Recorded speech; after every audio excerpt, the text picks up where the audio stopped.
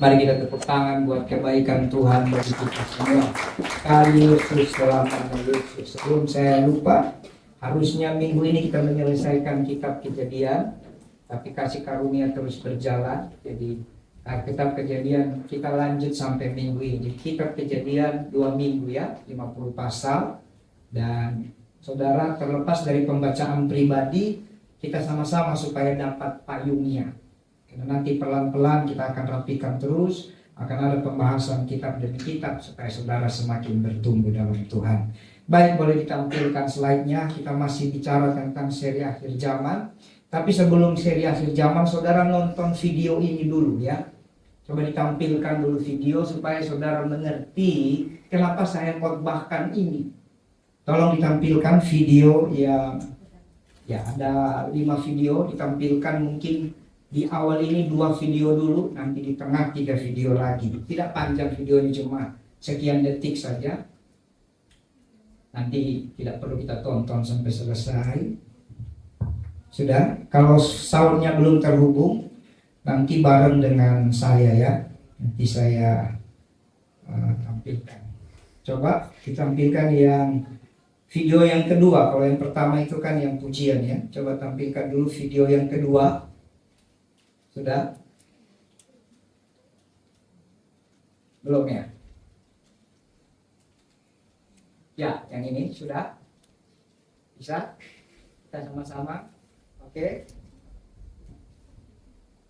My name is Rushing Kimball. My pronouns are he and his. I have the privilege of serving as the pastor of Broadway United Methodist Church in downtown Terlihat Orlando. jelas ya? And all Oke. Terlihat dulu, stop dulu. Ya, saudara tahu ini apa? Tahu? Ini adalah pendeta homo. Sekolahnya Pelangi, itu lambang LGBT. Ya, jadi saudara harus paham kenapa saya lagi berkhotbah ini. Mungkin saudara kan lebih sering nonton Instagram yang seru-seru, yang lucu-lucu ya. Jadi kami hamba-hamba Tuhan, kami setiap hari membahas ini. Ini sudah terjadi dan sedang menuju Indonesia. Coba lihat, tampilkan lagi. Ya, 1, 2, ya, mulai. so Bisa dibaca itu ya. also my drag name is still a work in progress. So if you have any ideas, just please let me know. There's one floating around, but I'm not going to share Ya, that one. dia berani sekali mengatakan Tuhan yang membuat perkataan. I'm still taking other suggestions. Oke, stop. Coba saudara bayangkan saya berkhotbah begitu. Pakai perona pipi ya. Pakai lipstick ya. Kira-kira saudara masih mau percaya? Kalau saudara normal tidak percaya. Tapi dosa sudah membuat manusia kacau. Penontonnya banyak, jemaatnya banyak. Oke, video berikutnya, video kedua. Video kedua dari yang saya kirim tadi. Video ketiga berarti, maaf. Video ketiga, sudah? Yang sama. Ya, oke. Sama-sama kita.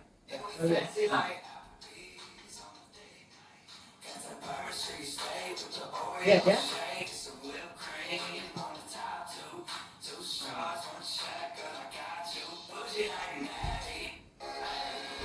LGBT, affirming ya. Artinya LGBT diterima. Tahu ya? Ini satu kondisi ya. Ya, cukup dulu. Satu lagi, video yang keempat. Dari yang saya kirim. Ini memang maaf ya, minta maaf, ini agak menyeramkan. Video keempat ini agak menyeramkan. Bukan. Ini boleh juga, boleh, sabar. Itu di mana ya? Itu yang mana itu? Oh, masa? Kan di Google ini. Masa sih? Bukan. Yang ini. Coba dicari lagi. Kalau yang tadi itu laki-laki sama laki-laki adopsi anak. Punya anak ya. Gimana caranya punya anak? Coba yang keempat atau yang kelima? Kadang kalau udah khotbah nanti saya biasanya lupa menyampaikan. Ini baru saudara, ini 2025 bukan video lama. Ya, 2025. Loh, kok join kita sesuatu? Ini dia. Ya. Iklan. Lihat ya. Waduh. Maaf ya. Tapi ini kita harus lihat dengan mata terbuka. Itu laki-laki semua. Nah, gitu ya. Sudah ya? Oke, cukup ya. Saya lagi bayangkan Pak Aro pakai baju pink. Luar biasa. Ya, terus kalau nanti banyak video, banyak yang model itu yang ganteng-ganteng. Ya, mungkin kalau yang hitam-hitam kayak kita ini nggak laku. Kalau yang ganteng-ganteng, aduh kacau. Ya, baik, tampilkan dulu. Jadi saudara sudah dapat dulu ya, biar paham maksud saya. Sekarang kita kembali ke renungan kita. Jadi kemarin kita sudah belajar, coba saudara lihat di slide yang sebelumnya itu tentang tahta pengadilan Kristus ya. Ya, nah ini. Jadi kemarin ini sedikit flashback ya. Ada 3 masa penyiksaan ya. Yang pertama pre-tribulasi ya. Tribulasi itu beda dengan milenium ya. Tribulasi artinya siksaan. Jadi kita merindukan kita diangkat sebelum masa antikris ya, sebelum masa penyiksaan ya. Kedua, mitribulasi, pengangkatan di tengah masa aniaya. Setelah antikris memerintah 3,5 tahun. Kenapa 3,5 tahun? Padahal totalnya 7 tahun, nanti kita belajar. Ya, bilang dia. Mana lagi? Ya, itu tadi aja dulu. Yang tadi aja. Oke. Baru post tribulasi, pengangkatan di akhir masa antikris. Ya. Lalu ada parsial, pengangkatan itu bertahap. Ya, kita banyak gereja, secara khusus gereja Pantekosta Karismatik dan dalam konteks kita gereja Bethel Indonesia tidak meyakini teori pengangkatan manapun, tapi berharap kita diangkat di pre-tribulasi. Jadi sebelum antikris datang kita di rapture. Ingat ya, ada 2 pengangkatan. Yang pertama apa? Rapture. Yang kedua apokalipse. Jangan salah mengerti. Baik, itu sedikit flashback. Kita kembali ke slide yang baru.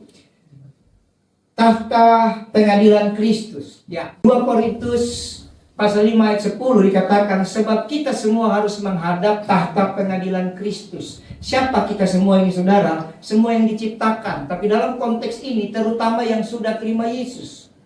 Ya, tentunya waktu orang-orang menghakimi Yesus, Yesus bilang begini. Waktu dia dilempar dengan batu. Yang menjadi hakimmu adalah Musa. Yang ada menjadi hakimmu adalah hukum Taurat. Jadi orang yang tidak percaya Yesus, ada hakim buat mereka. Amin. Sekalipun Yesus tetap hakim di atas segala hakim. Tapi ini ayat harus kita tarik ke diri kita sendiri. Bahwa benarkah kita Kristen selama ini? Karena sebenarnya kita akan sampai ke sana. Saudara mau sungguh-sungguh, puji Tuhan. Saudara mau tidak sungguh-sungguh, terserah saudara. Mau cari kambing hitam, mempermasalahkan atau mempersalahkan keadaan. Saya ini tidak sungguh-sungguh karena keadaan A, karena B, karena C, karena saya susah, karena saya di lingkungan yang tidak menarik. Terserah saudara.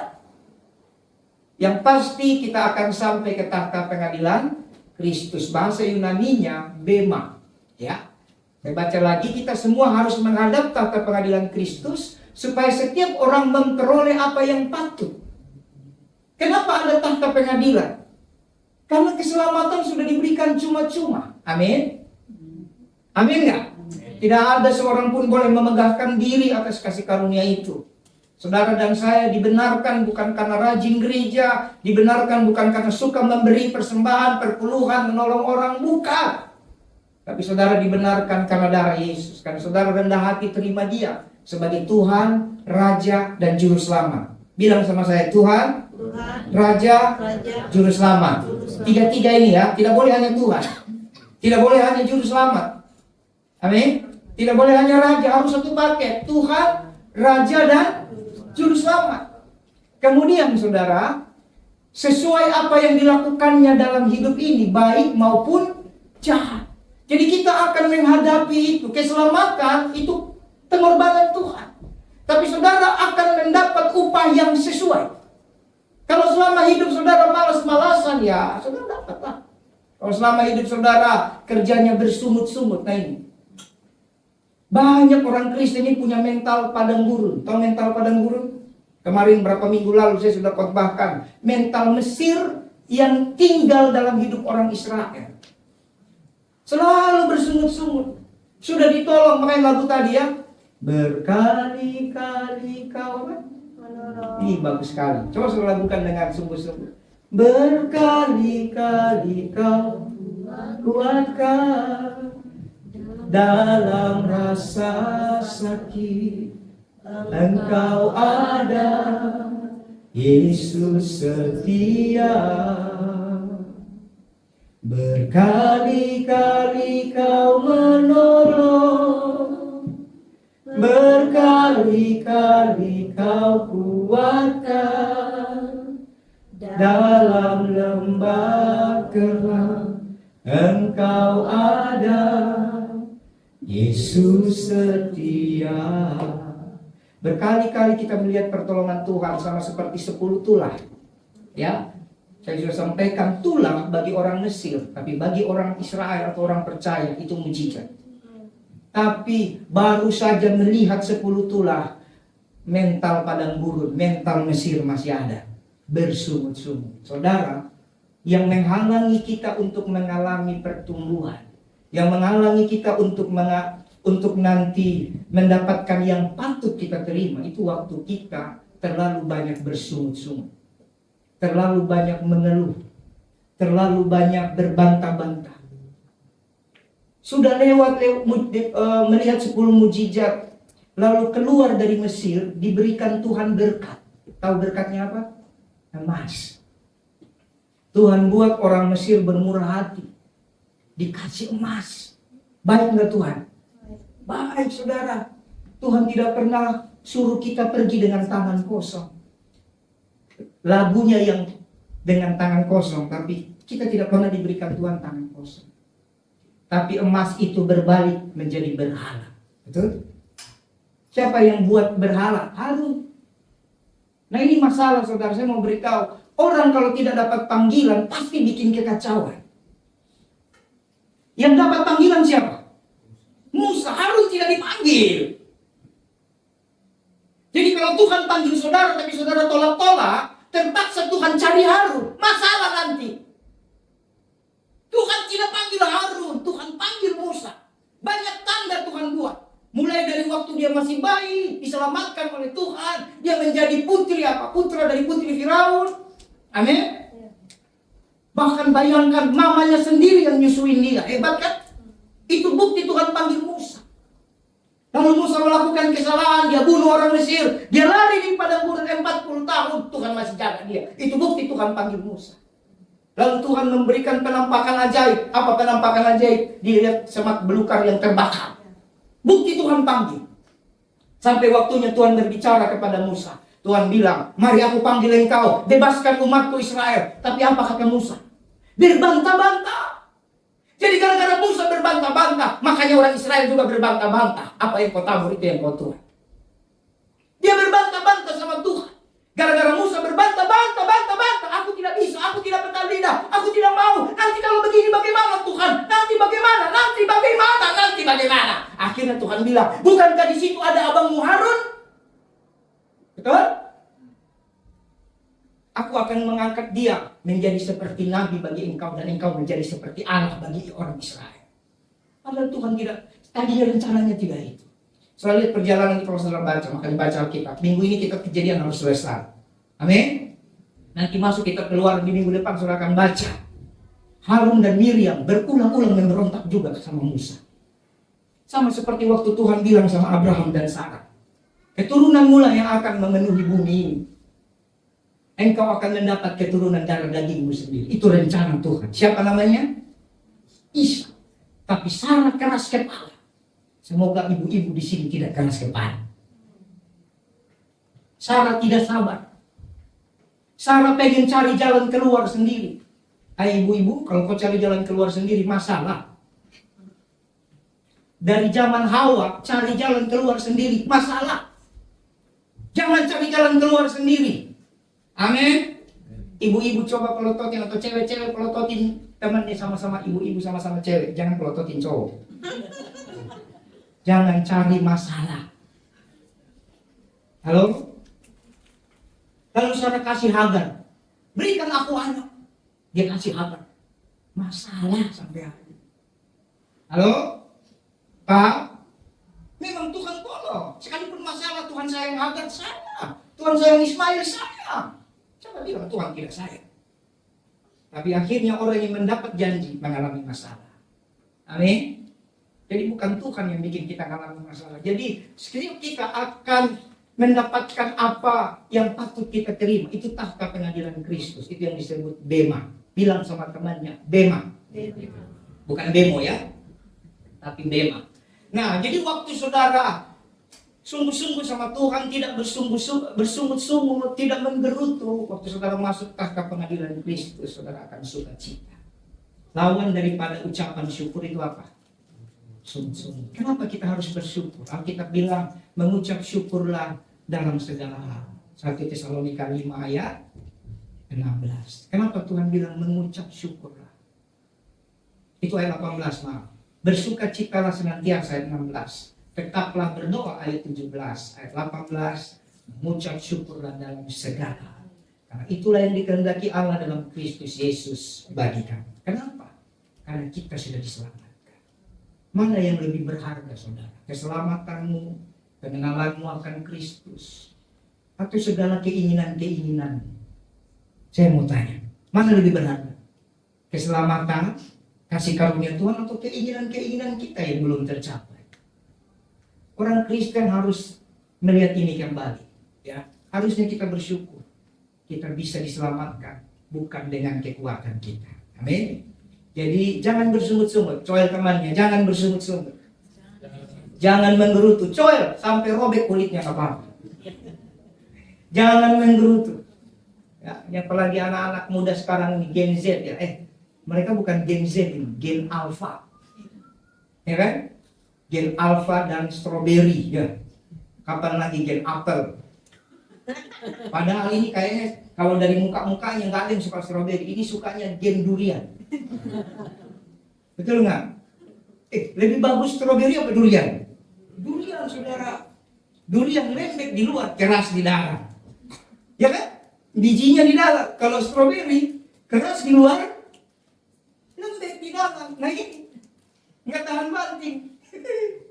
Ya, itu kadang-kadang jangan terlalu ikutilah gen alfa, beta, theta, segala macam. Zeus Robi, jangan terlalu ikuti. Kita manusia ciptaan Tuhan, katakan amin. Jangan mau diklasifikasi dengan orang-orang psikologi. Jangan mau diklasifikasi. Itu mereka jualan ilmu pengetahuan. Tidak salah. Amin. Tapi kita anak Tuhan, generasi Kristus. Katakan amin. Nah, jadi jangan bersungut, jangan menggerutu, tapi bersyukur supaya waktu tahta pengadilan Kristus itu ada, kita mendapat yang kita dapat. Kemudian orang percaya yang diangkat akan menghadap tahta pengadilan Kristus. Ini adalah penghakiman bagi orang percaya. Makanya tadi saya bilang, penghakiman bagi orang, bukan bagi orang yang tidak percaya. Jadi jangan kau bilang, sekali selamat tetap selamat. Tidak ada penghakiman, ada penghakiman. Justru penghakiman bagi kita lebih ngeri. Kenapa? Keselamatan diberikan cuma-cuma. Oke? Lalu Anda main-main. Wah, jangan main-main, saudara. Nanti motivasi hati akan diuji Allah untuk mendapat pahala atau upah. Bukan keselamatan. Jelas ya? Bukan keselamatan, tapi pahala atau upah sesuai perbuatan. Roma 2 ayat 6-8. Saudara enak nih, semua ayatnya saya sudah taruh. Saya berjuang tiap hari dalam kemampuan saya yang terbatas untuk bikin PowerPoint saya buat ini. Puji Tuhan sudah bikin kemarin latar putih ya. Kemarin latar putih kan? Puji Tuhan ada Pak. Dia bilang, Pak, kurang seru ini. Saya edit lagi. Silakan. Nah itu baru tim yang bagus. Apa? Nah, nanti saudara yang bekerja di multimedia, saya tinggal tulis tangan. Tulisannya lebih dari dokter. Silakan bikin PowerPoint-nya. Berdarah-darah nanti saya buat ya. Sesuai dengan perbuatan. Roma 2:6, ia akan membalas setiap orang menurut perbuatan. Ini ada ayatnya, saudara. Jadi kita bicara fakta, bicara sesuai ayat, bukan bicara angan-angan atau imajinasi, tidak.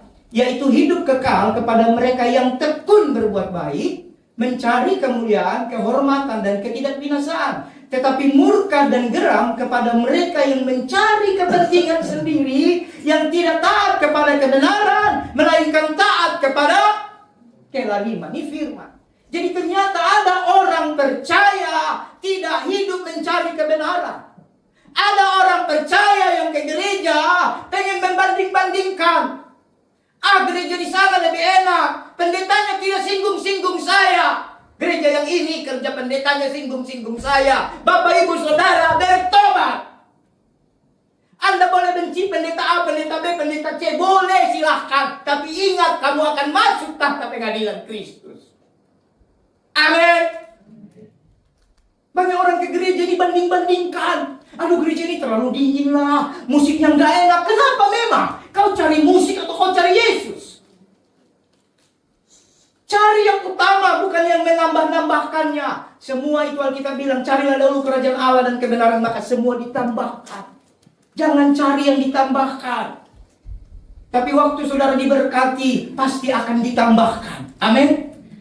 Waktu saudara mengenal diberkati itu bicara uang kan? Tidak. Waktu saudara diberkati, semakin mengerti Tuhan dalam pujian penyembahan, Tuhan akan menambahkan bagaimana memuji dan menyembah dengan baik. Itu yang benar. Waktu saudara diberkati mengenal Tuhan lewat nyanyi-nyanyian, lewat musik, Tuhan akan menambahi saudara bagaimana bermain musik dengan benar. Bukan pakai kekuatan. Amin. Jadi ada orang Kristen yang akan dapat murka karena mereka cari kepentingan sendiri. Apa kepentingan sendiri? Ke gereja supaya selamat doang. Selamat dari utang. Selamat dari masalah. Selamat dari pencobaan. Tadi saya bilang Yesus itu apa? Tuhan, Raja, Juru Selamat. Tiga-tiganya. Tidak boleh hanya Juru Selamat, tidak bisa. Dia harus jadi Tuhan. Dia harus jadi Raja. Dia harus jadi Juru Selamat. Nanti selesai akhir zaman saya jelaskan kenapa harus tiga-tiganya. Itu beda. Tuhan. Itu kenapa beda Elohim dan Adonai. Itu beda. Penguasa, Raja, beda. Juru Selamat, beda. Dan Yesus itu memiliki semuanya. Amin. Baru kita lihat lagi. Poin berikutnya. Ini bukan mengadili dosa. Poin 3 ya. Karena dosa orang percaya sudah ditanggung. Jadi jangan salah paham ya. Jadi kita belajar baik-baik. Penghakiman tahta pengadilan Kristus bukan menghakimi dosa. Karena dosa orang percaya sudah ditanggung ayatnya jelas. Tidak ada penghukuman lagi. Roma 8 ayat 1. Demikianlah sekarang tidak ada penghukuman bagi mereka yang ada dalam.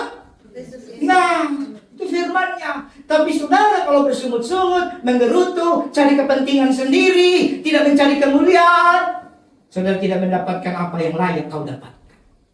Saudara hanya menjadi apa? Kalau di kitab Wahyu, orang yang tak terhitung banyaknya yang mengenakan jubah yang sudah dibasuh oleh darah Yesus.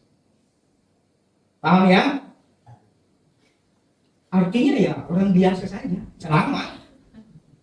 Tapi orang yang tak terhitung banyak. Amin. Kemudian, ini adalah iman dan perbuatan yang sungguh-sungguh ketika bekerja di kebun anggur. Saudara, untuk bertumbuh dalam rohani, saya perhatikan hanya ada 2 hal. Nanti boleh saudara lihat Matius 20 ayat 1 sampai 16. Apakah ayatnya saya taruh? Oh, tidak ada. Saudara bisa lihat nanti Matius 20 ayat 1 16 itu tentang pekerja di kebun anggur yang dipanggil pagi-pagi benar, jam 9, jam 12, betul? Jam 3 dan jam 5. Untuk bertumbuh dalam rohani cuma ada 2 hal. Saya tidak buat di sini, tapi saya kasih tahu. Yang pertama, saudara harus bekerja di kebun anggur. Amin. Kalau saudara tidak bekerja di kebun anggur, nanti saudara selamat, tapi tidak akan bertumbuh, tidak berbuah baik-baik. Yang kedua, saudara harus punya gembala. Bukan sekedar punya gereja. Kenapa harus punya gembala? Dan gembala itu bukan bicara gembala yang full anointing, ganteng, cantik. No. Tapi gembala itu yang berani menegur saudara, berani menasihati saudara, berani berdoa buat saudara, berani menuntun saudara. Itu gembala. Alkitab berkata, domba-dombaku mendengar suara gembalanya. Amin. Hanya 2 itu. Banyak orang melayani tapi tidak punya gembala. sesama pelayan Tuhan, sama pemain musik mungkin, sesama singer mungkin, di belakang ngomong, itu kayaknya pendeta itu bukan gembala itu, marah-marah terus khotbahnya. Saudara, sampai kapanpun firman Tuhan ya dan amin. Dia mengangkat imam-imam sampai selamanya untuk menuntun saudara. Amin. Tapi bukan berarti iman saudara gantungkan sama gembala. Tidak. Jadi saudara harus punya. Dan saya bersyukur kalau saudara mau merendahkan hati, didembalakan di tempat ini dalam keadaan apa adanya. Amin. Cuma dua itu. Mari melayani. Ada orang melayani tapi tidak punya gembala. Melayani karena apa? Skill. Pintar, mampu. Wow, ini repot. Bahaya ini. Ya, tahta pengadilan Kristus. Next. Nah, ini upah. Ini kita sudah khotbahkan kembali ya. Tidak usah dibahas lagi, nanti lama. Next lagi. Nah, setelah sudah dapat mahkota, saudara, kita akan dibawa masuk setelah tahta pengadilan Kristus. Perhatikan baik-baik. Sudah masuk tahta, kita akan masuk ke dalam pesta kawin anak. Wah. Kira-kira saudara, siapa yang ada mau merit ini? Angkat tangan. Jangan malu-malu. Wah, tidak ada. Dia bersembunyi di belakang sih. Yang mau merit itu saudara, dia persiapkan kasih makanan yang terbaik sama tamunya. Betul nggak? Betul nggak yang mau kawin, woi? Mereka pusing loh, cari restoran. Padahal nanti, perhatikan, yang merit itu, yang menikah, itu dia makan paling sepiring. Nggak menikmati dia. Kenapa? Dia harus manis-manis di tahta itu apa? Pelaminan. Tapi yang menikmati siapa? Kita. Keliling. Enak di sana ada. Di sana cepat keburu habis. Betul nggak? Pondokan di sana kambing guling, babi guling, wih, dan berguling-guling di sana juga ada. Ikan bakar, orang rebutan, es krim, es cendol, wah, makan. Mereka berjuang, kumpul uang, betul nggak? Supaya siapa? Supaya undangan bisa makan. Demikian, manusia yang panas saja punya pemikiran begitu, apalagi kita, ya. Dalam pesta kawin anak domba, yang kawin siapa? Yang dinikahkan siapa? Dipersatukan siapa? Kristus dan jemaat. Ya. Setelah dapat pahala, maka akan masuk. Seluruh umat Allah bersukacita untuk memuji dan memuliakan Sang Raja yang Maha Kuasa. Perhatikan ayat ini ya. Wahyu 15 ayat 6 sampai 10. Perhatikan. Harusnya saudara sudah baca. Harusnya. Kalau belum baca ya bacalah. Lalu aku mendengar seperti suara himpunan besar orang banyak, seperti desau air bah dan seperti deru guru yang hebat. Katanya, haleluya, karena Tuhan Allah kita yang Maha Kuasa telah menjadi Raja. Marilah kita bersuka cita dan bersorak-sorai dan memuliakan Dia, karena hari perkawinan anak domba telah tiba. Sekarang telah tiba. Betul ya? Terus apa lagi? Keselamatan dan kuasa dan pemerintahan Allah kita, kuasanya yang diurapinya, karena telah dilemparkannya para pendakwa kita. Itu ada lagunya ya. Jadi, dan pengantinnya telah siap sedia, dan kepadanya dikaruniakan supaya memakaikan lenan halus yang berkilau-kilau dan yang putih bersih. Lenan halus itu adalah perbuatan yang benar dari orang-orang kudus. Jadi yang masuk dalam pesta hanya orang kudus, orang percaya Yesus. Yang tidak percaya Yesus tidak masuk pesta. Terserah mereka bilang mereka masuk surga, urusan mereka surga yang mana, kita no comment. Tapi kita bukan hanya bicara masuk surga, tapi kita masuk perkawinan, pesta kawin anak domba. Amin. Itu sebab minggu lalu saya sampaikan tentang 5 gadis bijaksana dan 5 gadis bodoh. Bijaksana dan bodoh ditentukan waktu kapan, saudara? Waktu bawa pelita atau bukan? Bukan. Karena di awal sudah dikatakan 5 diantaranya bijaksana dan 5 diantaranya bodoh. Kenapa bijaksana? Karena selama hidupnya dia belajar cari firman. Kenapa bodoh? sepanjang hidupnya, tidak dengar-dengaran dengan Tuhan, bodoh. Makanya ketika dia bawa pelita, dia hanya bawa pelita karena sudah biasa bodoh. Tapi yang bijaksana sudah terbiasa taat firman Tuhan, dia bawa pelita dan dia juga bawa minyak dalam buli. Dia bawa minyak dalam apa, saudara? Dalam buli-buli apa jerigen? Dalam buli-buli apa tong yang besar? Buli-buli itu kecil. Artinya masalahnya bukan banyaknya minyak, bukan. Kamu berjaga-jaga gak? Iman sebesar biji sesawi bisa pindahkan gunung. Iman tidak perlu sebesar gereja ini, sebesar biji sesawi, sebesar pasir. Demikian juga, kau bawa minyak tidak perlu satu jerigen besar. Tidak perlu sebesar tong sampah yang di depan. Tapi buli-buli itu sedikit, bisa dikantongi. Artinya apa? Percayalah Tuhan meskipun sedikit. Jadi waktu kau bawa minyak dalam buli-buli berarti kau bijaksana. Ya. Lalu ia berkata, tuliskanlah, berbahagialah mereka yang diundang ke perjamuan kawin anak domba. Katanya kepadaku, perkataan ini benar, perkataan dari Allah. Maka tersungkurlah aku di depan kakinya untuk menyembah dia. Tapi dia berkata kepadaku, perhatikan, karena yang menyampaikan adalah malaikat, bukan Tuhan. Oke? Jadi waktu Yohanes yang dapat penglihatan itu tersungkur, malaikat tidak mau mencuri kemuliaan Tuhan. Malaikat bilang begini, jangan berbuat demikian, aku adalah hamba sama dengan engkau dan saudara-saudaramu yang memiliki kesaksian Yesus. Sembahlah Allah karena kesaksian Yesus adalah roh nubuat. Jadi memang nanti kapan kita belajar lagi tentang malaikat. Ini pelajaran tentang malaikat ini sudah bikin kacau gereja banyak, ya. Jangan sampai salah. Next lagi. Pesta kawin anak domba, ya, lanjutan. Karena saudara dan saya sudah berjeri lelah dan berjuang, harusnya bersungut-sungut tidak bersungut-sungut. Amin. Harusnya menggerutu tidak menggerutu, harusnya marah tidak marah, ada buah roh, ya. 1 Timotius 4 ayat 10, itulah sebabnya kita yang berjeri payah dan berjuang karena menaruhkan harapan kepada Allah yang hidup juru selamat manusia, terutama mereka yang percaya. Itu ayatnya. Jadi orang yang masuk pesta kawin anak domba yang berjeri lelah. Jadi kalau saudara jadi Kristen gampangan, tahu gampangan? Semua dipersalahkan, dibenturkan dengan kedagingan. Aku menderita karena ini, berarti tidak mau berjuang, saudara. Nanti masuk pesta kawin anak domba, belum tentu. Masuk surga, masuk. Jangan salah ya. Masuk surga nggak? Masuk. Di mana aku berada, kau di sini. Tapi pesta kawin anak domba itu upah.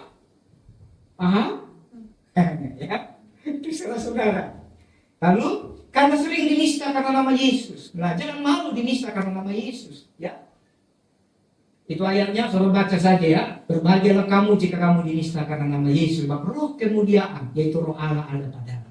Jangan ada yang menderita karena pembunuh atau pencuri. Jadi jangan gara-gara di penjara. Kenapa kamu di penjara? Aku mencuri. Kenapa kamu di penjara? Aku korupsi. Oh begitu. Terus puji Tuhan, aku menderita. Nanti aku pasti masuk pesta anak domba. Kau di penjara karena korupsi, karena mencuri, sembarangan. Tapi maaf ya, maaf. Kalau sedang di penjara seperti Bapak Pendeta Yusuf Roni, ya, di penjara hanya karena imannya, betul? Disiksa oleh karena rasul-rasul seperti rasul-rasul. Petrus disalib terbalik, Yakobus itu matinya gimana? Terus yang ada artikan di Kulitia, apa direbus itu? Digergaji, si Yohanes, banyak itu. Saya lupa yang tidak ada bukunya, saudara cari. Nah kalau seperti itu saudara, itu yang masuk pesta kawin anak domba. Kalau menderitanya karena itu. Nah kalau keadaan masalah saudara banyak, ya sudah didoakan, sudah diputuskan dari kutuk, tapi masih saja ada masalah. Berarti jangan-jangan Tuhan mau saudara belajar berjuang. Amin. Supaya saudara masuk pesta kawin anak domba. Ya. Terus lagi, hubungan jemaat dan Kristus dilambangkan hubungan suami istri, suatu hubungan yang kudus, dipersatukan dalam pernikahan adalah persekutuan yang tidak dapat dipisahkan. Sesungguhnya kita nggak bisa dipisahkan. Ya, Roma 8 ayat 38. Tidak ada satupun yang dapat memisahkan kita dari kasih Kristus. Baik pemerintah, baik segala kuasa, baik yang ada di bumi, di langit, dan dimanapun. Tidak ada yang bisa memisahkan kita. Amin. Nah, Efesus 5, sebab itu laki-laki dan meninggalkan ayahnya, bla bla bla. Saudara baca. Next. Jadi siapa pengen masuk pesta kawin anak domba? Bukan hanya sekedar masuk surga. Next. Dia. Nah, saya cepat-cepat karena kita masuk ke pelajaran penting. Ya, ini dia. Ini adalah kenapa saya tampilkan video tadi di awal. Kita akan masuk di antikris dan nabi palsu. Sudah sering mendengar kata antikris? Sering? Menurut saudara, kira-kira antikris itu apa sih? Menurut saudara apa sih? Banyak yang bilang antikris itu nanti yang chip. Chip ya, katanya begitu ya. Chip atau ciki. Macam-macam ya. Simpang siur pengajaran tentang antikris ya. Nah, kita buka ayatnya dulu, Wahyu 13 ayat 1 sampai 18. Coba saudara buka Wahyu 13 biar paham. Kita baca dulu baru nanti saya jelaskan. Wahyu pasal yang ke-13. Jadi ini adalah akhir zaman. Hilang dia. Memang antikris ini luar biasa. Cari gara-gara, awas lu. Wahyu 13 ayat 1 sampai selanjutnya. Saya baca dulu ya. Lalu aku melihat seekor binatang keluar dari dalam laut, bertanduk 10 dan berkepala 7. Di atas tanduk-tanduknya terdapat 10 mahkota, dan pada kepalanya tertulis nama-nama hujan. Perhatikan ya. Binatang yang kulihat itu serupa dengan macan tutul, dan kakinya seperti kaki beruang, dan mulutnya seperti mulut singa. Dan naga itu memberikan kepadanya kekuatan. Jadi ini binatang jadi-jadian. Perhatikan ya. Rupanya kayak macan tutul, kakinya kayak beruang, mulutnya kayak singa. Berarti ini jadi-jadian ya. Bisa berubah bentuk. Pernah nggak lihat makhluk jadi-jadian? Jadi doang, sudah ketemu. Ya. Di Tanah Batak saya ketemu makhluk jadi-jadian. Nah, di Jawa saya ketemu makhluk jadi-jadian. Sampai di Malaysia pun ketemu makhluk jadi-jadian. Nah, jadi nanti kita paham apa itu antikris. Kalau Binias terlalu banyak jadi-jadian. Ya. Soma-soma namanya, betul? Orang Nias tak pernah dengar soma-soma. Ini bukan bercanda saya. Saya serius.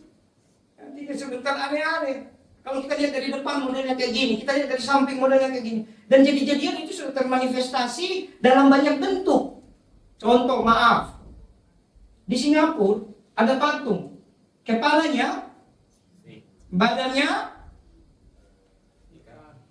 ya mirip kan? Jangan sebelum, itu kan keren betul, itu keren. Nanti kita jalan-jalan ke Singapura. Tapi bayar sendiri ya. Tapi kita lihat modelnya ya begitu.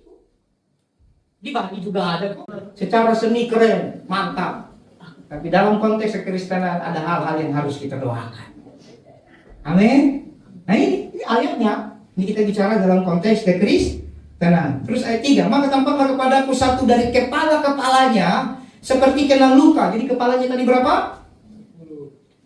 Berapa tadi kepalanya? 7. Tanduknya yang 10 ya. Maka kepadaku satu dari kepala-kepalanya seperti kena luka yang membahayakan hidupnya. Tapi luka yang membahayakan hidupnya itu tidak sembuh. Itu sembuh, maaf.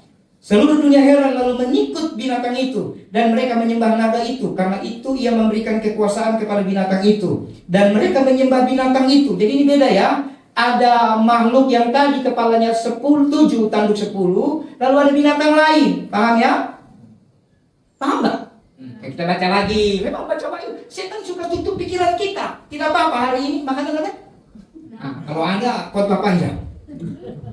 Sekarang perhatikan ya. Lalu aku melihat seekor binatang keluar dari dalam laut. Ada seekor binatang keluar dari dalam, bertanduk 10 dan berkepala 7. Di atas tanduk-tanduknya yang 10 itu terdapat 10 mahkota. Dia mau mengalahkan kita 5 mahkota. Dia bikin 10. Ya, benar. Makanya orang Kristen, apa itu mahkota kebenaran? Nggak keren. Di dunia mahkotanya banyak. Mahkota ketenaran. Siapa tidak pengen tenar? Mahkota eksis. Siapa tidak pengen eksis? Ke gereja cuma numpang lewat.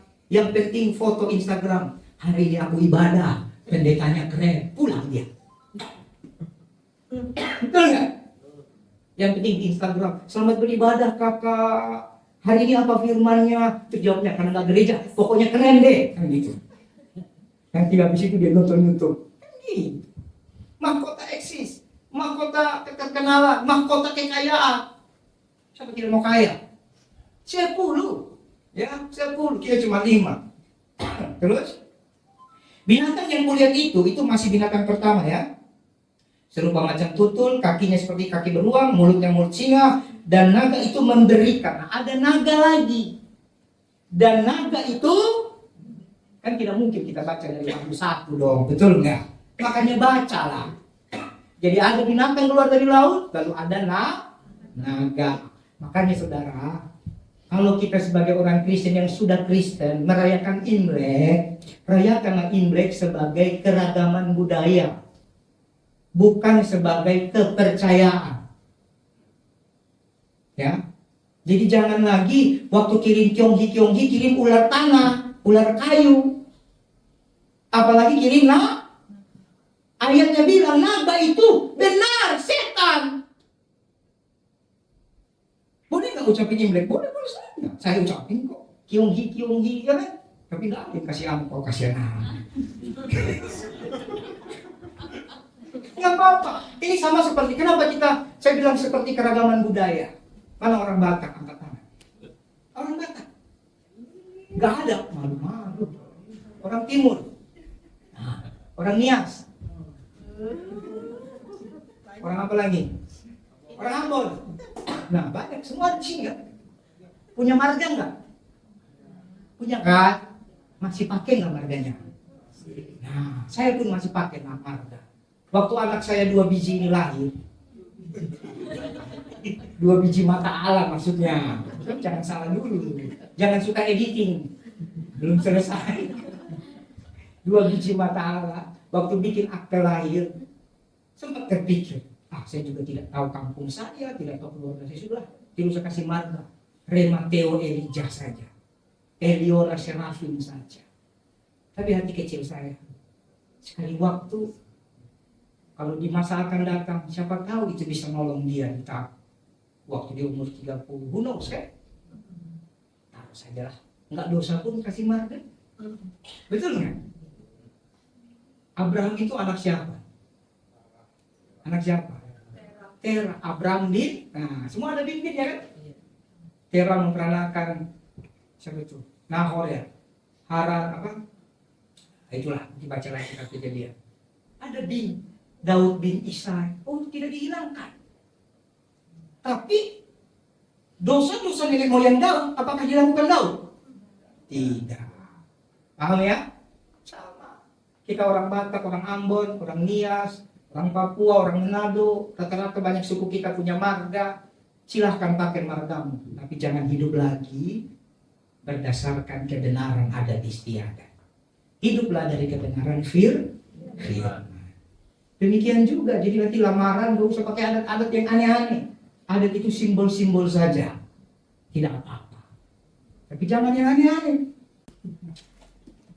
Ayat 3, maka tampaklah kepadaku satu dari kepada seperti kena luka, bla bla. Ayat 4, dan mereka menyembah naga itu, berarti makhluk yang kedua ya, memberikan kekuasaan kepada binatang itu. Ayat 5, dan kepada binatang itu diberikan mulut yang penuh kesombongan, kepadanya diberikan kuasa melakukan 42 bulan lamanya. 42 bulan itu berapa banyak saudara? 3,5 tahun. Oke? Terus lalu yang menghujat namanya itu nama tuh. Jadi yang dihujat nama Tuhan. Saudara, lewat puji-pujian yang sekarang, boleh tampilkan pujian video? Ini lagi menghujat nama Tuhan. Tolong tampilkan video yang pertama. Coba saudara dengar baik-baik nanti. Tidak ada hadiratnya. Saya harus tegas beritahu ini. Tadi saudara sudah lihat pendeta banci kan? Ngeri kan?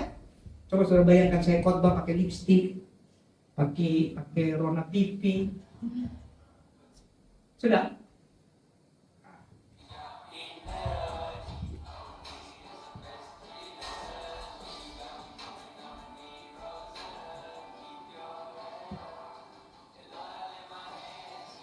Ya, tangannya.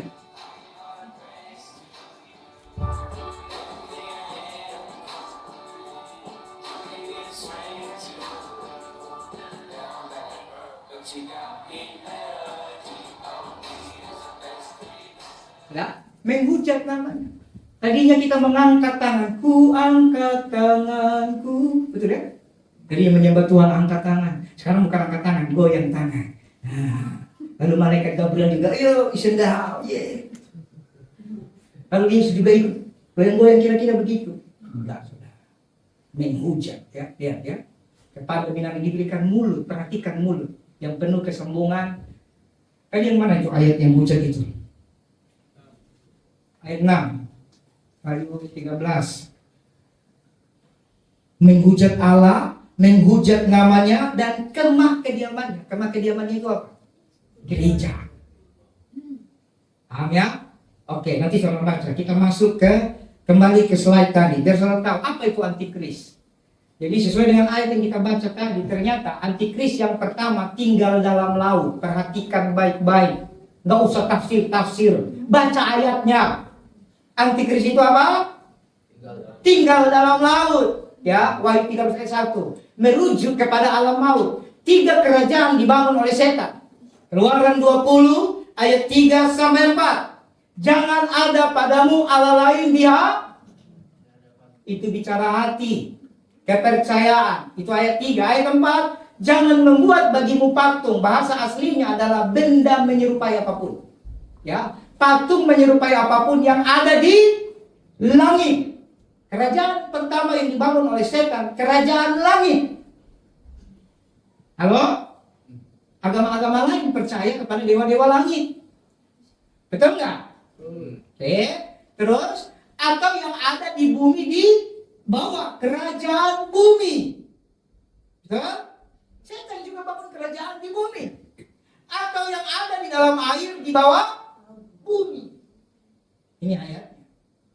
Jadi 3 kerajaan dibangun setan. Kerajaan langit, kerajaan bumi, kerajaan bawah bumi. Nah, khusus antikris yang datang itu kerajaan dari dalam laut, dari bawah bumi. Kenapa? Itu kerajaan laut. Halo?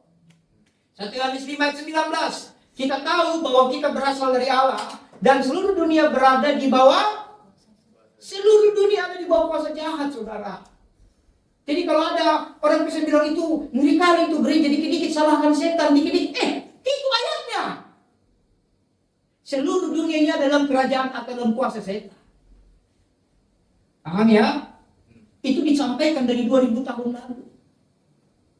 Atau sekitar tepatnya 1500 tahun lalu. Karena Alkitab ada itu setelah konsili Nisea tahun 325 Masehi. Berarti sekitar 1600 tahun lalu. Paham ya? Ya, jadi Wahyu 9 ayat 11. Coba kita baca bersama Wahyu 9 ayat 11. 1, 2 ya. Dan raja yang memerintah mereka ialah malaikat jurang maut. Namanya dalam bahasa Ibrani ialah Abaddon, dan dalam bahasa Yunani ialah Apollyon. Nah, ini. Saudara, antikris ini adalah segala kekuatan dari dalam laut. Jadi hati-hati, jangan pernah saudara ikut perayaan-perayaan laut. Jelas ini. Kenapa bukan dari langit? Kenapa? Karena dari langit sudah bekerja dari zaman dulu. Engkau telah mengizinkan dirimu diperbudak oleh penguasa kerajaan Pernah baca ayatnya enggak? Enggak pernah. Buka lagi kita ayatnya. Saudara buka ayatnya. Saya tidak akan khotbah kalau tidak ada datanya, ya, kalau tidak ada firman-Nya. Mana kita bisa?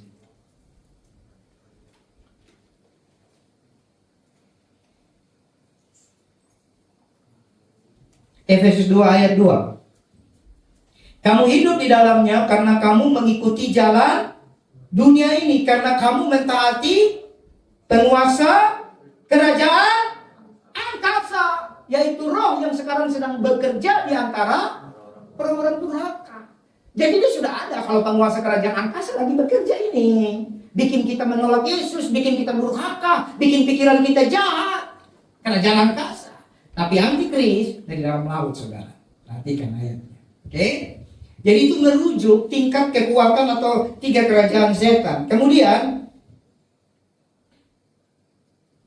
jadi perhatikan ya, antikris itu biasanya bicara alam maut.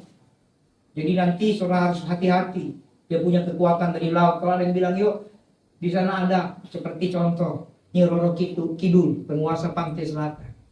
Jadi yang saya beritakan ini bukan teori.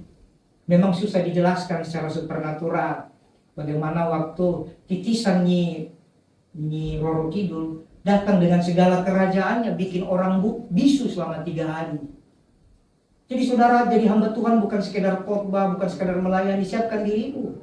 Siapa yang bisa tolong mereka? Bisu 3 hari, 3 hari 3 malam. Lalu kau cuma bilang apa? Ini pasti karena banyak dosanya. Enggak gitu saudara. Tuhan sayang dia, Tuhan masih mau dia hidup. Siapa yang bisa melepaskan dia? Memang betul Tuhan Yesus bisa lepaskan. Tapi Tuhan Yesus pakai siapa? Paham nggak? Kira-kira Tuhan Yesus pakai Aaron nggak? Pakai Aaron nggak? Pakai kalau Aaron mau, tapi masalahnya Aaron. Kan itu masalahnya. Tuhan Yesus mau pakai kita semua. Jadi tidak ada, Pak Budi itu kalau sungguh-sungguh enggak juga, mau nggak kerja di kebun anggur, itu aja. Waktu saudara mau kerja di kebun anggur, nanti Tuhan tolong saudara.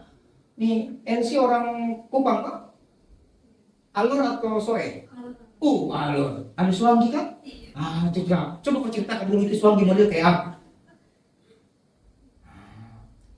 Suanggi itu yang kepalanya terbang sama isi perut. Kalau di Bali atau di Thailand bilang Lea. Kuyang. Macam-macam dia punya nama. Itu yang ternyata Raja Suanggi se-Asia Tenggara, Raja Suanggi Asia itu dari Alor, bukan dari Thailand. Dan dia sudah bertobat. Gembala saya dulu, pendeta John lah yang doakan. Raja Suanggi Asia Tenggara. Hebat itu raja. Tapi tunduk sama nama Yesus. Amin. Jangan kita orang Kristen cuma pulihkan hatiku. Jangan amat. Ya Tuhan pulihkan lah, baca Alkitab, berdoa, ibadah di situ kau dipulihkan. Tapi kau harus punya goal. Amin. Punya goal yang benar. Karena kita ada di masa-masa suka. Masa-masa sulit, ya. Yang kedua, antikris itu siapa? Manusia durhaka yang mau seperti Allah. Nah, lihat. Jadi jangan saudara salah mengerti siapa antikris. Ini ada 14 kalau nggak salah. Jadi manusia yang mau seperti Allah itu antikristus. 2 Tesalonika 2 ayat 3-4. Janganlah kamu memberi dirimu disesatkan orang dengan cara bagaimanapun juga. Sebab sebelum hari itu haruslah datang dahulu murtad dan haruslah dinyatakan dahulu manusia durhaka yang harus binasa, yaitu lawan yang meninggikan diri di atas segala yang disebut atau yang disembah sebagai Allah. Bahkan ia duduk di bait Allah dan mau menyatakan diri sebagai Allah. Perhatikan, duduk di bait Allah. Selama ini konteks kita selalu yang angker-angker. Saudara, bicara duduk di bait Allah itu orang-orang yang mencuri kemuliaan Tuhan. Tadi saudara sudah nonton pendeta LGBT. Betul nggak? Itu antikris bukan? Nah itu. Memang ada yang angkernya, ada. Tapi ketika dia duduk, bicara Tuhan bicara sama saya. Saya berani yakin jamin tidak mungkin Tuhan bicara kepada manusia model gitu. Kepada manusia model gitu Tuhan cuma bicara satu, bertobatlah. Nggak ada suara-suara lain. Suaranya cuma bertobatlah. Ngeri nggak? Itu minggu depan khotbah Arun dan Nani dulu ya. Biar mudeng.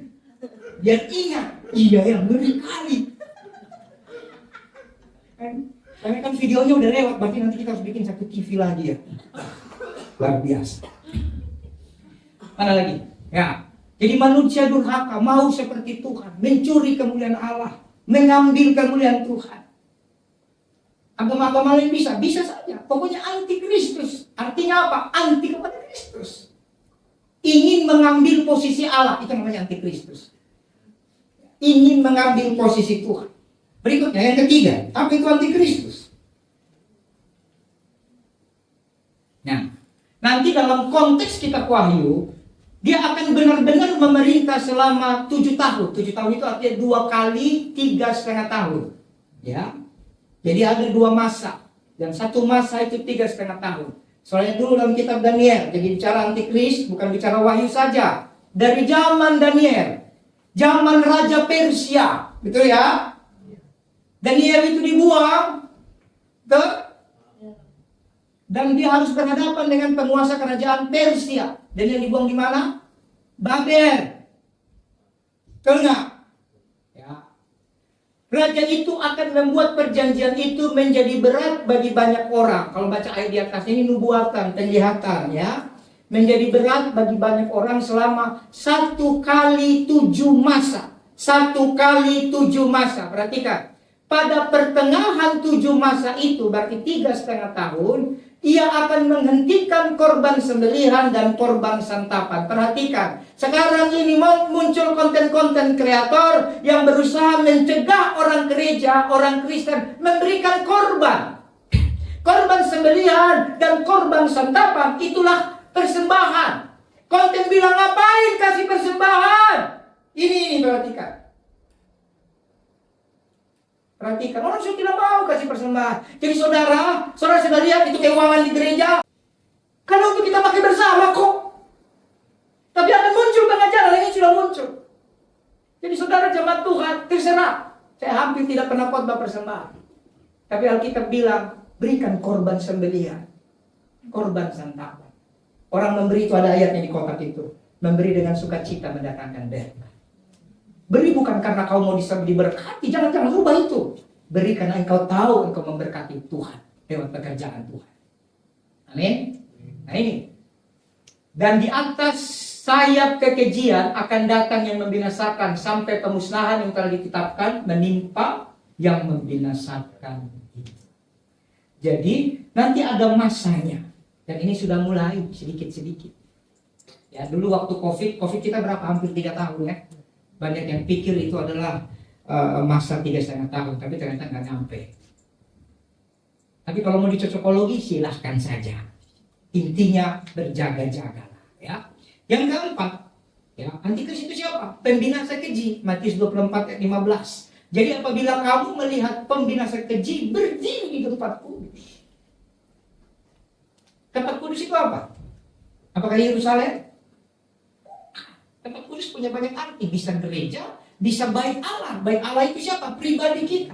Artinya akan ada orang yang membunuh orang Kristen. Sudah terjadi itu belum? Sudah. Dari zaman dulu sudah terjadi. Jadi siapa antikris? Jangan lagi tergoda hanya ke 666. Tidak. Pembinasa keji tujuannya membunuh orang. Pokoknya lihat orang Kristen babak. Dia pikir soto babat kayak. Pengen bunuh terus. Pembinasa. Dan bukan orangnya, ada rohnya. Paham ya? Roh masuknya orang itu.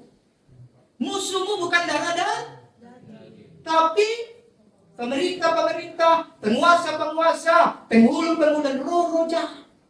Jadi roh jahat, pemerintah, setan-setan masuk ke kelompok orang yang tidak suka Kristus. Roh itu menggerakkan mereka menjadi pembinasa.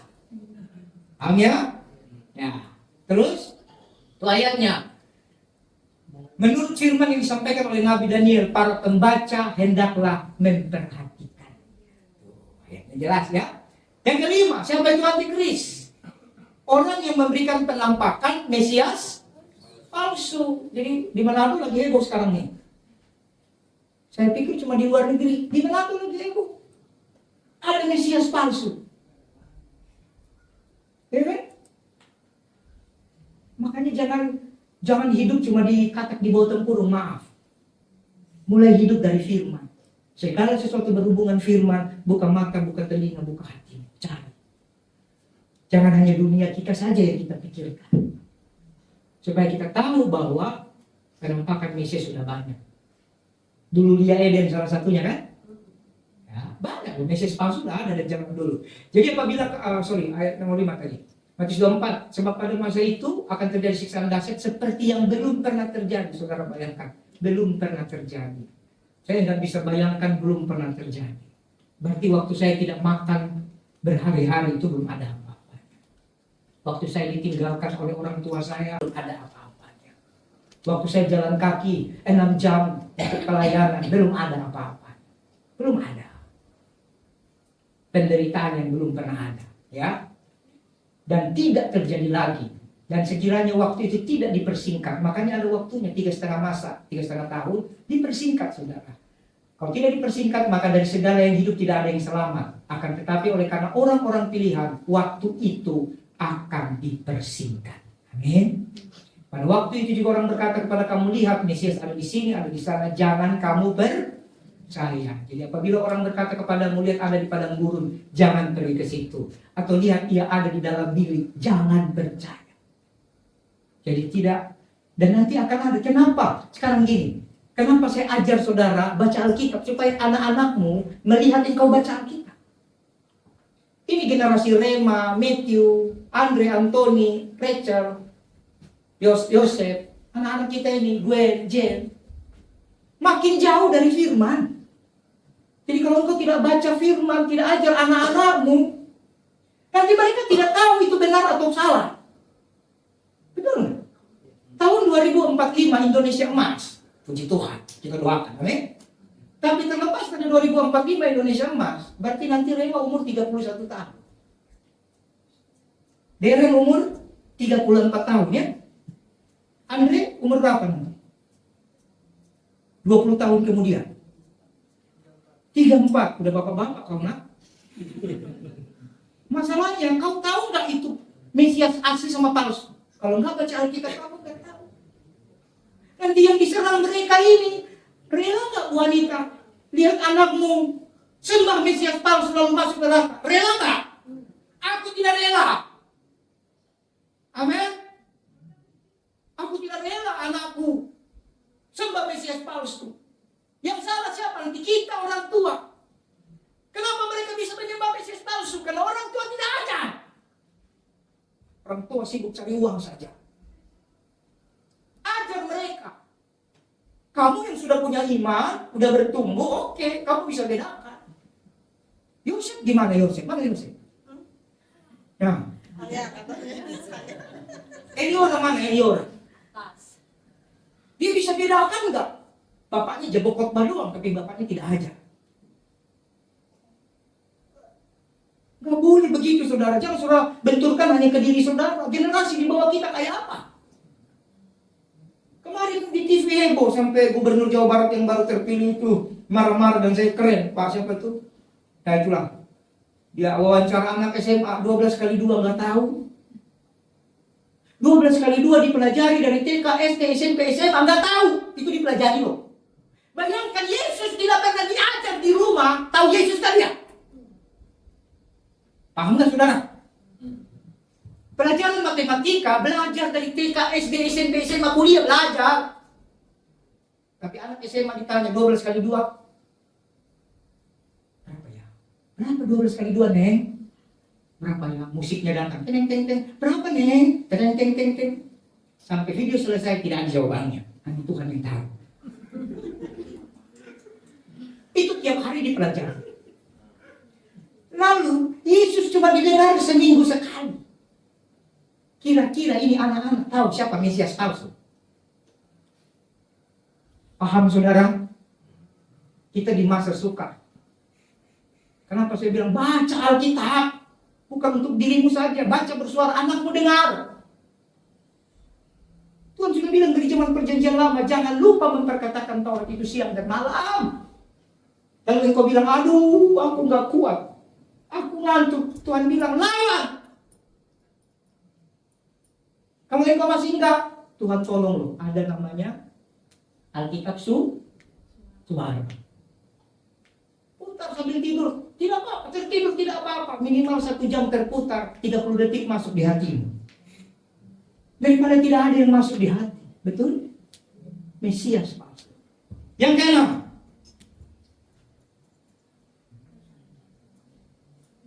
nah, jadi antikris itu dibantu nabi palsu yang bisa melakukan. Nah, lihat makin dalam. Wahyu 13 ayat 2 sampai 3. Jadi kita udah baca ya.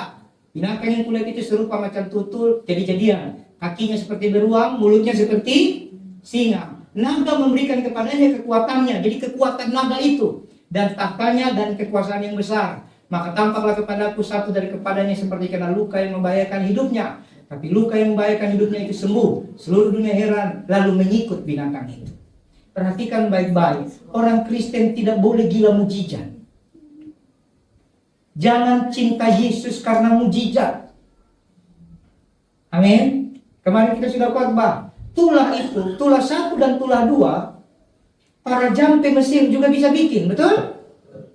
Mereka juga bisa tiru. Tapi masuk tulah ketiga, mereka tidak bisa. Orang Kristen jangan bangun imanmu atas dasar mujizat. Jangan cari Yesus karena ada mujizat. Yesus sendiri bilang, engkau mengejar aku, bukan karena engkau melihat perbuatan yang kulakukan, tapi karena engkau telah makan dan kenyang. Mujizat ada. Karunia mujizat. Saya ulang-ulang bersaksi, saya pernah mendoakan orang buta melihat. Saya pernah doakan orang kaki panjang sebelah lurus. Pernah doakan orang bisu berkata-kata. Tuli mendengar. Itu mujizat. Itu kesembuhan. Tapi tidak pernah itu saya ajarkan. Saya saja ketika melihat orang buta melihat, saya sendiri tidak percaya. Sampai habis malam dia sembuh, saya masuk kamar, saya berdoa, Tuhan, dia buta melihat, saya tidak buta, mataku empat. Tolong sembuhkan, aku lepas ini kacamata. Sampai hari ini aku berdoa, tetap masih pakai kacamata. Artinya apa saudara? Itu kemuliaan Tuhan. Amin. Itu orang Papua namanya Onegeres, Onesimus. Tinggal di rumah saya hampir 1 bulan. Datang ke Jakarta untuk operasi mata. Dia, waktu kami lagi bagi sembako saudara, dia ada di tempat itu. Saya lihat lah, kok ada orang kulit hitam nih, pasti kalau nggak orang Ambon, Timur, Papua ini. Saya datangi, halo. Dia lihat saya nggak bisa jelas karena matanya penglihatannya tinggal sekian %. Begitu salam khas orang Papua, halo. Begitu saya bilang salam, di mana? Salam kakak. Sebelah miring tangan kami, kan matanya nggak jelas. Di sini tangan saya, oh kakak, iya. Lagi acara apa kak? Logat Papua kan?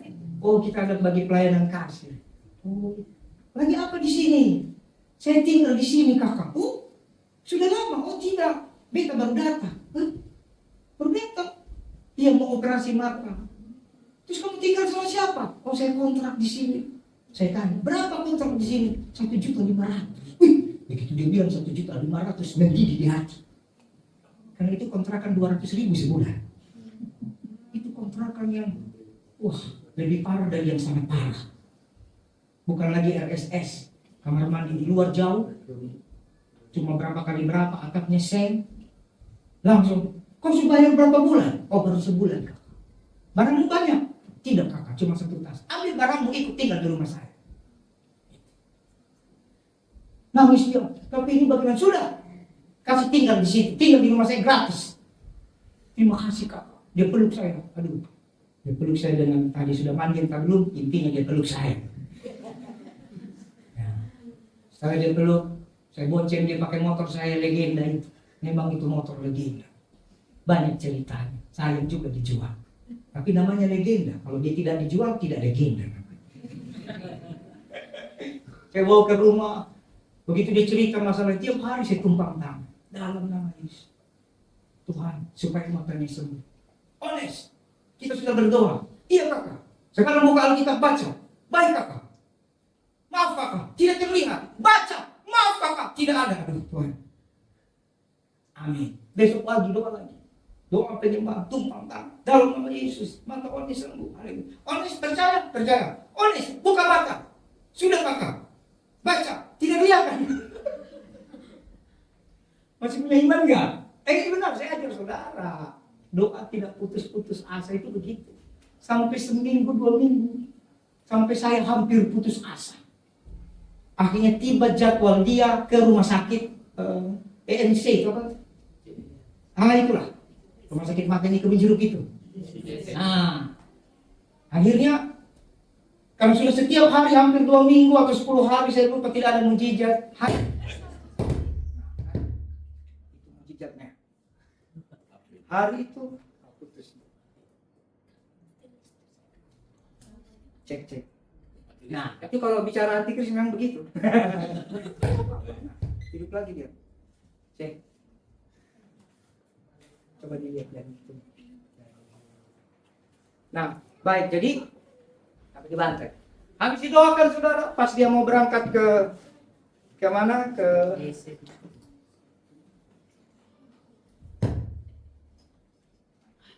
Pas dia mau diangkat ke mana? Ke JSC dengan air mata itu pagi betul-betul saya merasa dia saudara saya.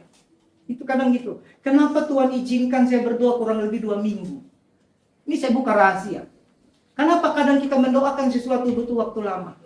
Karena waktu seminggu pertama mungkin atau 2 minggu saya mendoakan dia sebagai pendeta, sebagai hamba Tuhan.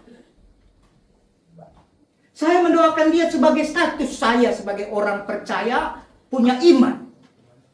Tapi karena tidak ada mujizat, akhirnya hari terakhir saya mendoakan dia benar-benar dari dalam hati.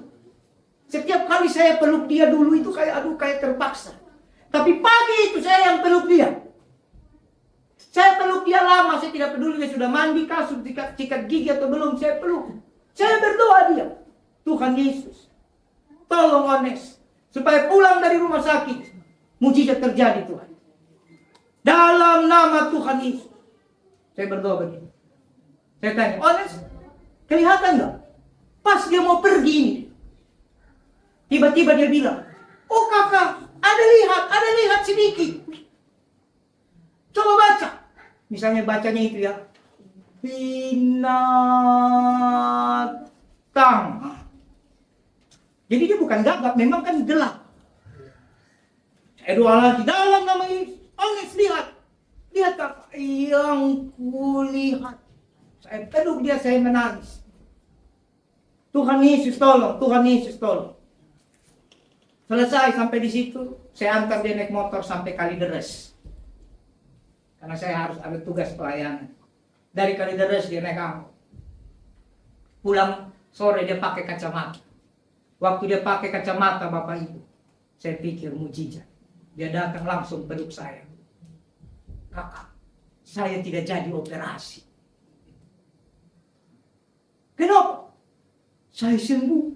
2 mata saya sudah bisa lihat.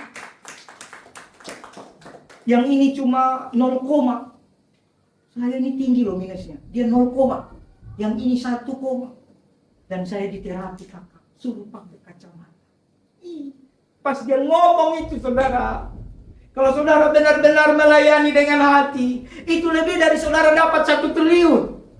Senang bukan main. Amin. Amin. Saya bukan tidak percaya mujizat, saya hamba Tuhan yang diizinkan Tuhan mengalami mujizat juga. Tapi hati-hati, antikris, dia suka menawarkan mujizat. Ada video, ada jemaat kita nggak datang ya, pakai nama Yesus, operasi apa?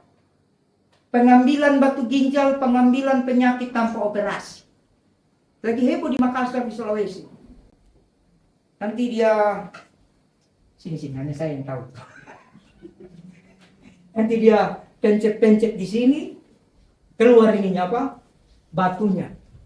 Nanti setelah keluar batunya, maka apa namanya?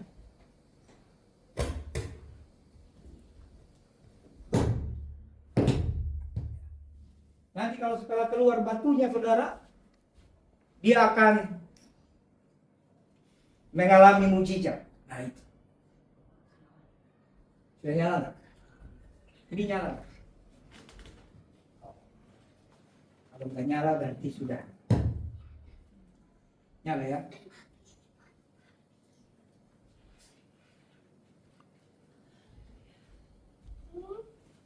Oke.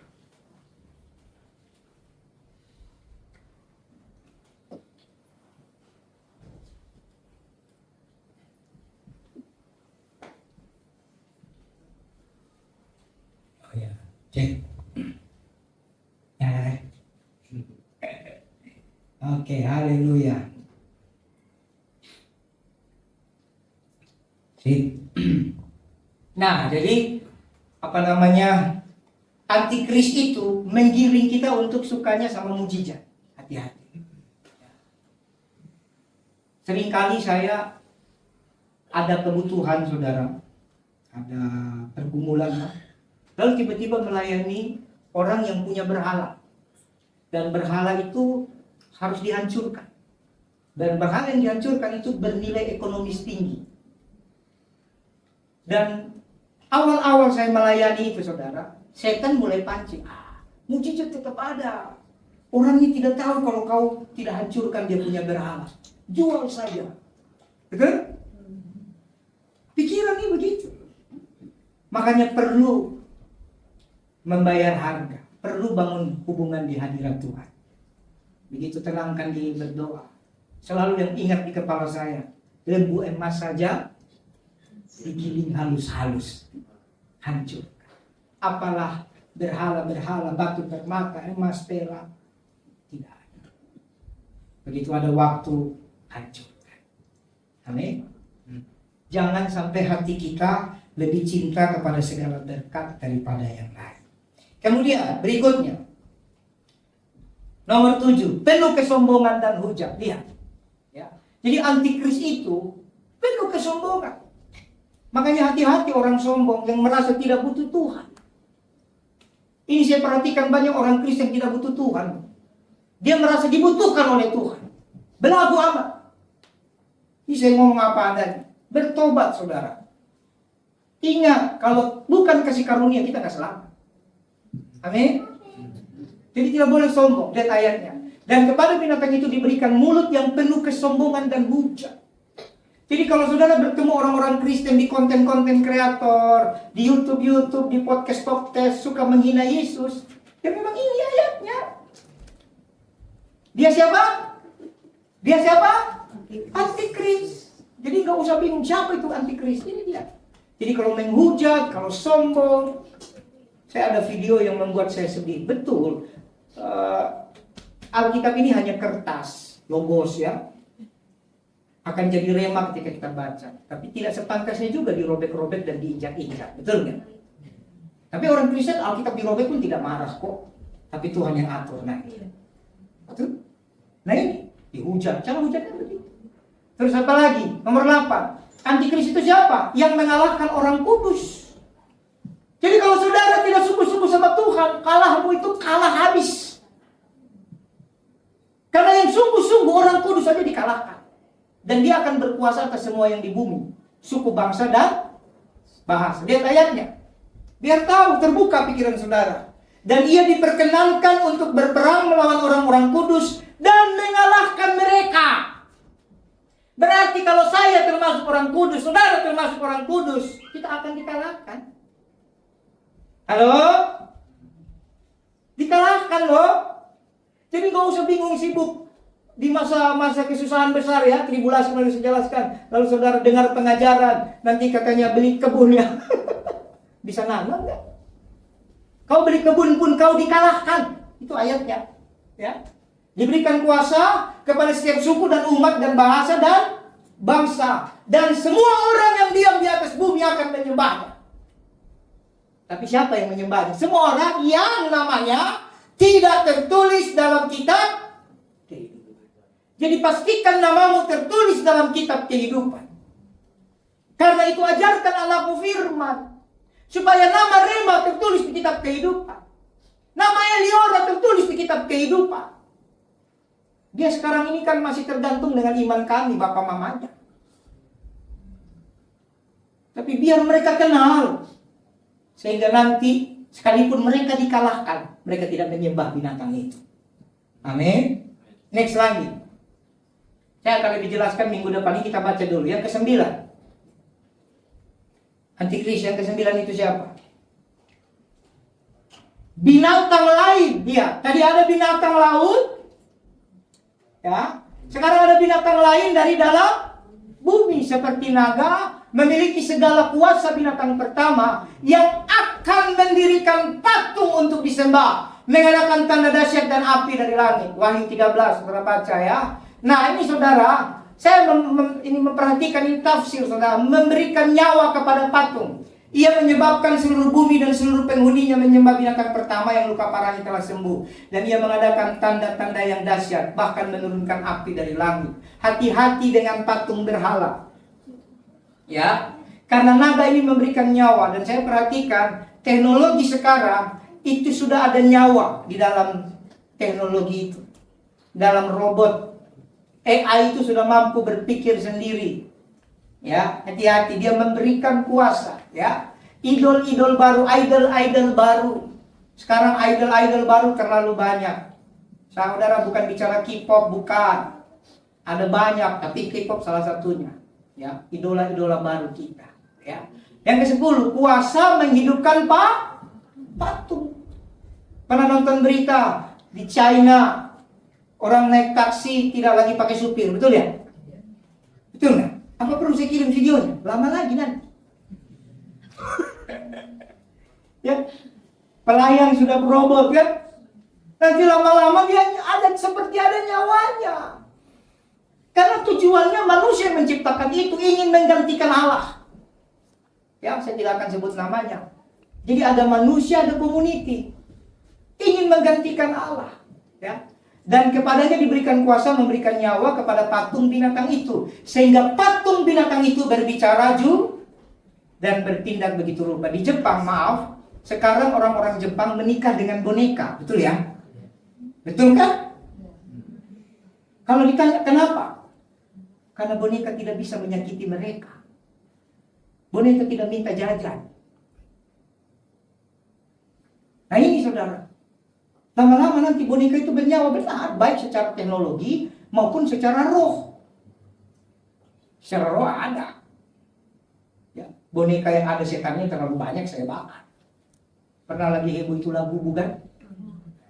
Itu kita lagi tidak bahas. Boneka yang harusnya cuma harga 200.000 jadinya 15 juta. Sesuatu yang tak lazim, percayalah ada roh di baliknya. Boneka harusnya 500.000, tergantung besarnya dong ya. Kalau besar ya 1 juta, tapi yang 1 juta jadi 15 juta, yang 200.000 jadi 3 juta. Jadi sadar, amin? Sadar dan berjaga. Kemudian, next, yang ke-11. Nah, memberi tanda 666 pada tangan kanan, perhatikan ya, bukan tangan kiri, tangan kanan dan dahi. Menguasai seluruh aspek kehidupan. Ini tafsir, teknologi, HP. Saya mau tanya, siapa di gereja ini yang tidak punya HP?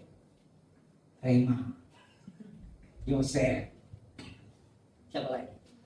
Reni. Artinya, kalau sudah SMP ke atas, semua punya HP. Ya, ini penjelasan minggu depan. Ini panjang kalau saya jelaskan. Ya, karena ini tafsir, tapi memang indikasinya ke situ. Ya. Apalagi? Sehingga kepada semua orang kecil atau besar, kaya miskin, merdeka atau hamba diberi tanda pada tangan kanannya atau pada dahinya. Dan tidak seorang pun dapat memberi atau menjual selain daripada mereka yang memakai tanda itu, yaitu nama binatang itu atau bilangan namanya. Yang penting di sini adalah hikmat. Barang siapa bijaksana, baiklah ia menghitung bilangan binatang itu. Karena bilangan itu adalah bilangan seorang manusia. Dan bilangannya ialah 666. Jadi Bapak Ibu Saudara, ini nanti saya jelaskan. Kenapa tangan kanan? Jadi minggu depan datang lagi. Dalam perjanjian lama, kitab imamat, tangan itu dipisahkan tangan kanan dan tangan kiri. Itu ada maksudnya. Di tangan kanannya kehormatan dan kemuliaan. Tangan kirinya kekayaan dan kemuliaan. Itu semua ada artinya saudara. Ya, supaya kita tidak salah menafsir.